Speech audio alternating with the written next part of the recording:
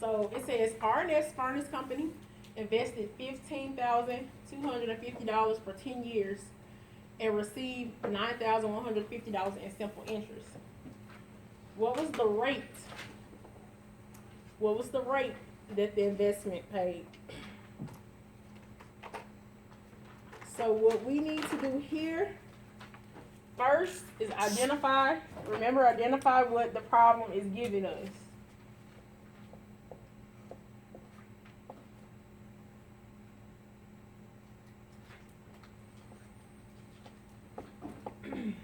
It told us we want to find the rate.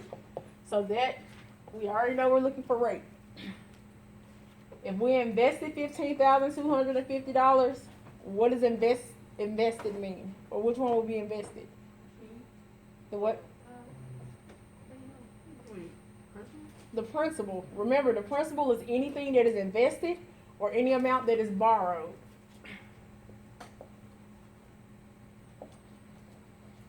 They told us our interest received was $9,150 for 10 years.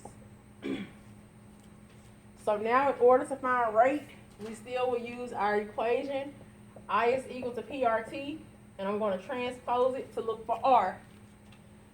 To get R alone, I divide both sides by PT.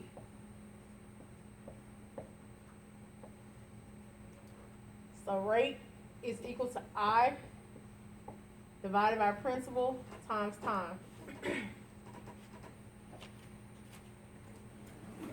So at this point, all you have to do is substitute in our values.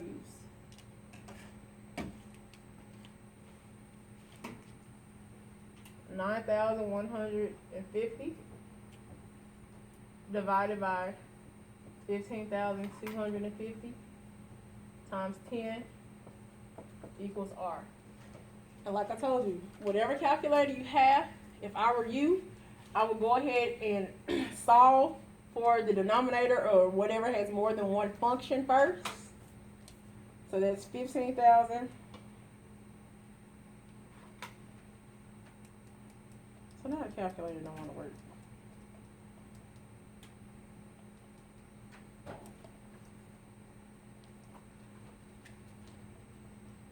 Can somebody tell me what 15 that, well, it's times 10, so is it going to be 1,520,000?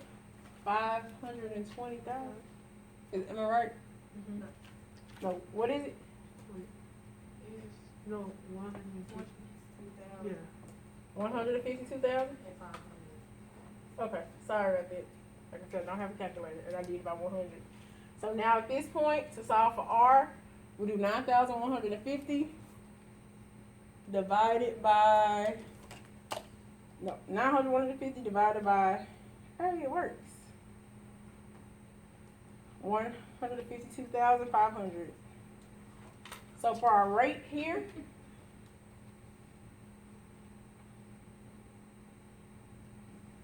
we get 0.06. And remember, your rate is going to be a percentage. So we take this decimal and turn it into a percent. 2 places to the right, so we get 6%.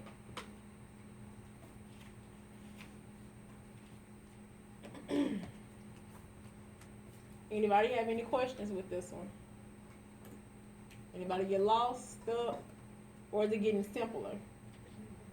Okay. Anybody already started on the homework? Is it fairly easy? Hard? Who hasn't started on homework? Please start. I'm just saying that because I don't want you to get behind. We're going to start tutoring today. Not today.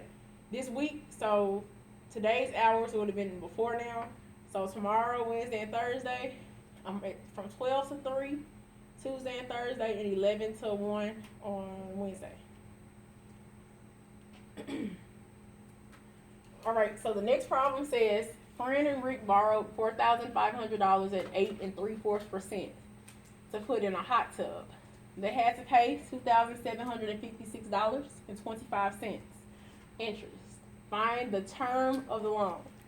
So remember, term is the same thing as the time. So you need to find the equation for term and find what you have. I'll give you a few minutes to attempt that yourself, and I'll call the roll.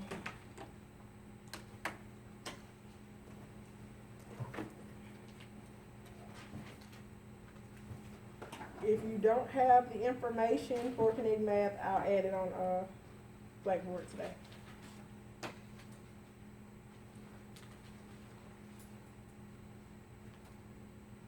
Kaylin? Akbar? Is that right? Am I saying that right? Okay. Shay? Nia? Mattis? You still not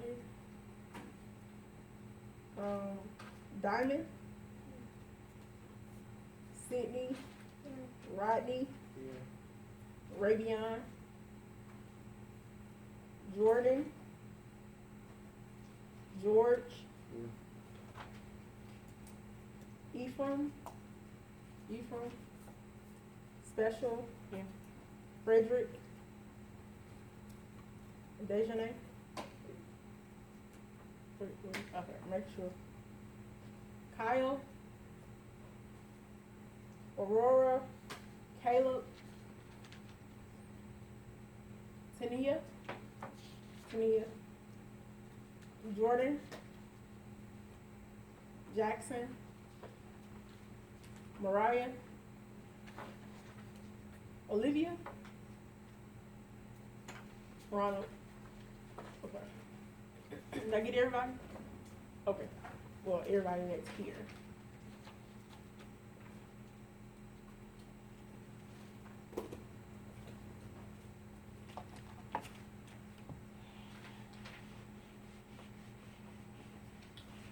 All right, so the first thing we need to do, like I said, is identify what the problem has in it. They say Rick borrowed $4,500. Which one is that going to represent? Borrowed. P for principal. So your rate, I know you should have heard that. Your rate is going to always be a percent. So a decimal or percent. So we have 4,500. They gave us at the percent of 8 3/4. So even if I do 8 and 0.75, which is 3/4%, that still will convert to 0.0875. And our time is, no, we're looking for time, and our interest is $2,756.25. I'll have those videos up so it'll make sense. Sorry about that. So we're looking for time. So we go back to our original equation. I is equal to PRT, where we're looking for time, so we need to get T alone.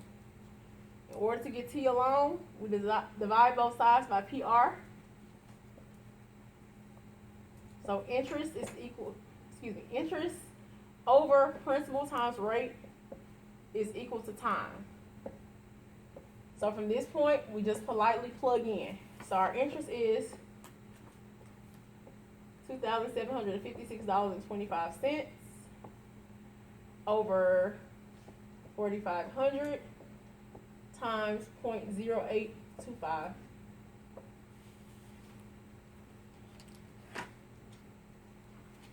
To go ahead and get my denominator correct, I have 4,500 times 0.0825. So we have $2,756.25 divided by $371.25. So now you just divide.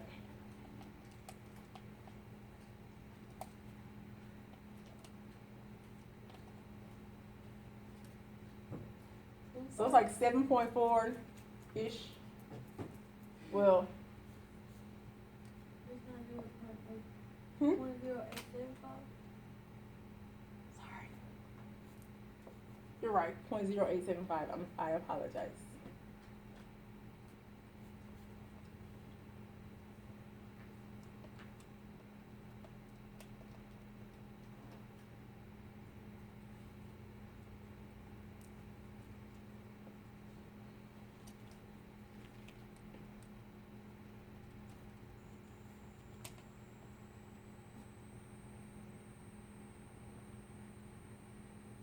Got 7?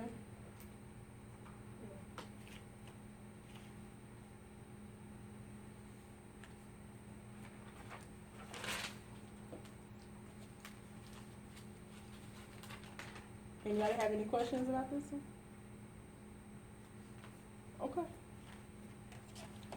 Just checking. So the way that they did it here is like I told you, you can do it like this.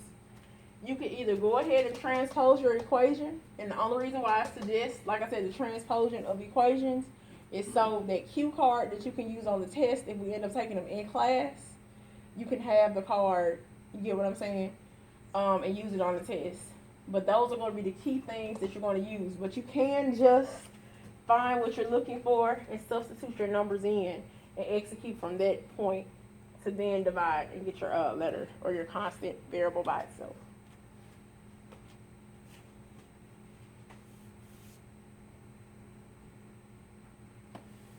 All right, so now we're going to talk about the banker's rule.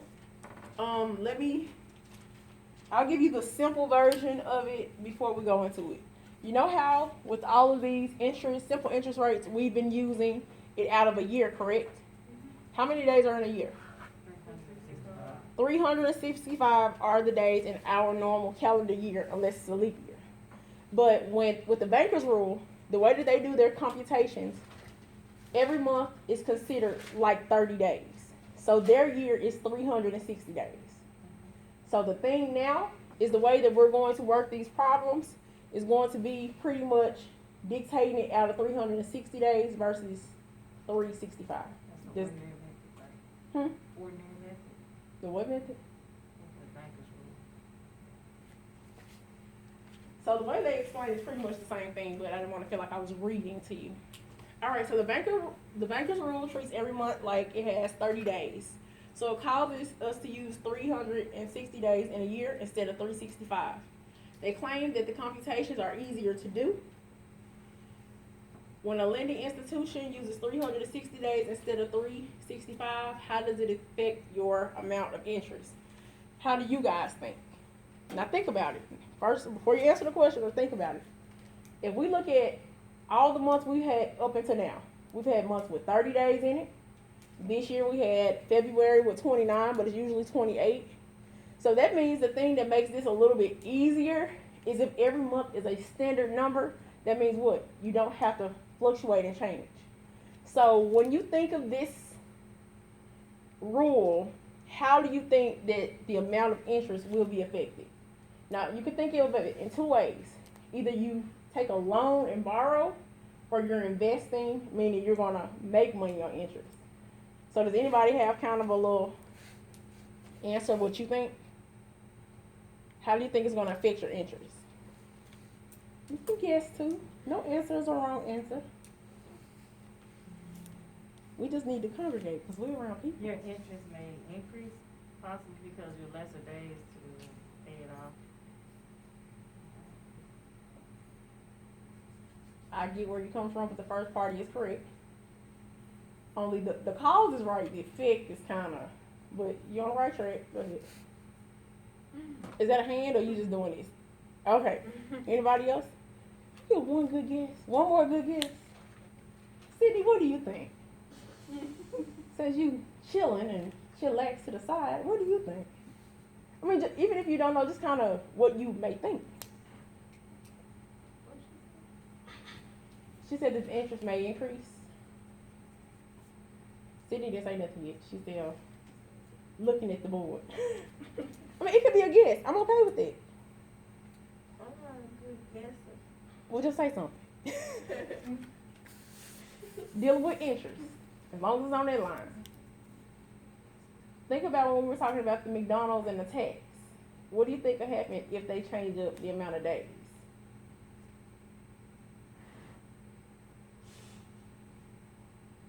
Whatever comes to your mind, just say it. Oh, everybody gonna have their time to shine before the end of the semester over. I'm gonna learn names, all right. We waiting on you. I just need a good guess. Anything. You said, okay, I got an increase and a decrease. Both are actually Correct. It depends on the spectrum you look at it. If I am borrowing money from a bank, taking a loan, right? With this 30-day situation, it's going to give you a round number every time. If it's an even number, it's going to do what? Give you a round number every time. So that means in one situation where you're borrowing or investing, if my number comes out to be a larger number than what I should have actually spent, I'm getting more money. But if I am paying you back, that means I'm doing what? Spending more money because it's a round number. So you're not wrong. I just want you to just kind of look at it and just, the whole point of saying a guess was thinking outside the box. I'm not here to embarrass anybody. I'm just here to get your opinions. Everybody got one, right? Because if I was talking to y'all about something else, oh, Miss Adams, it's going to happen. I got a lot of topics to talk about. All right, so here it's going to give us an example. It says on a $500 loan at 8% for 90 days, the interest would be, this is us using our regular simple interest, I equals PRT. We have our 5,000 times our 8%, which is 0.08, and 90 divided by 365. That's our typical year, right? We get $98.63. That's the actual simple interest that's going to be on that $5,000 loan.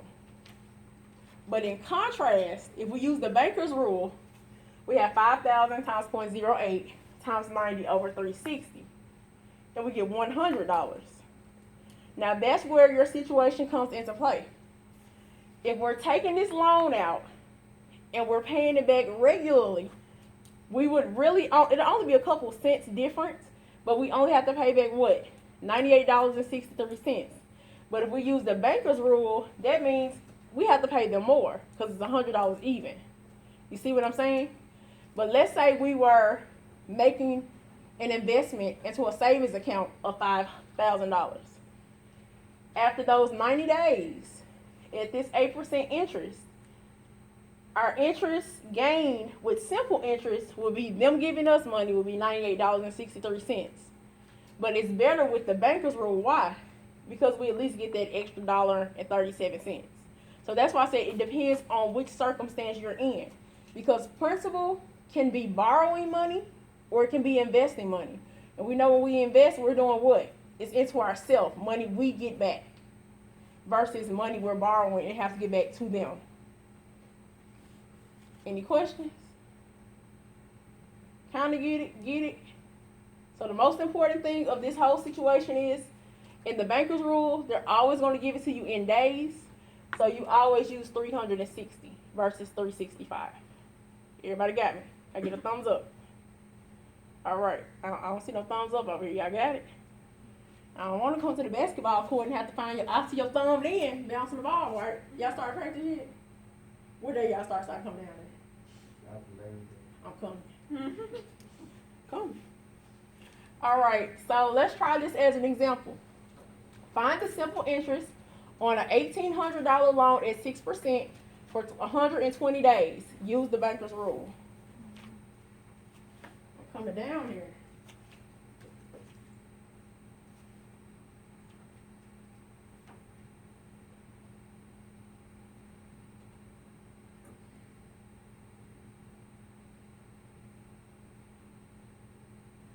So everybody understand we'll only be in class one day next week, right?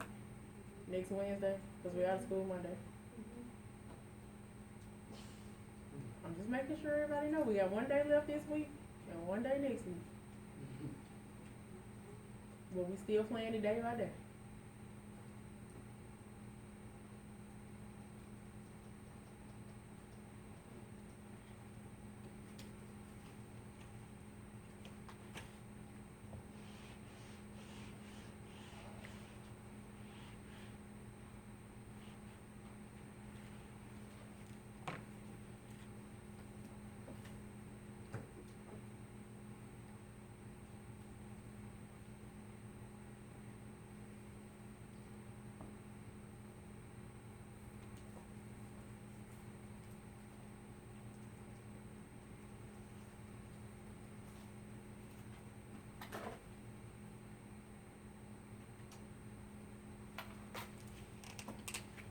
All right, so we're going to We're looking for the interest.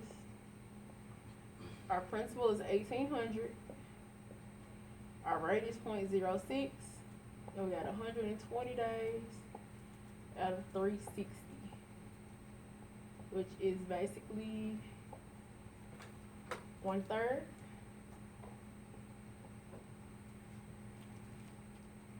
So we go back to I is equal to PRT.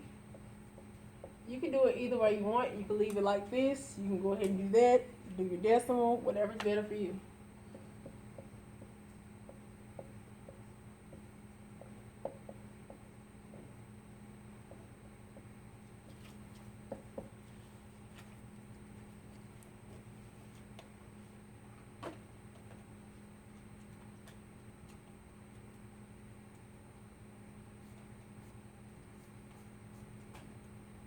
$36. So that means the interest is only $36. Anybody have any problems with that? Okay. So I know that everything we pretty much talked about with converting percents from chapter 8, percent increase and decrease. I think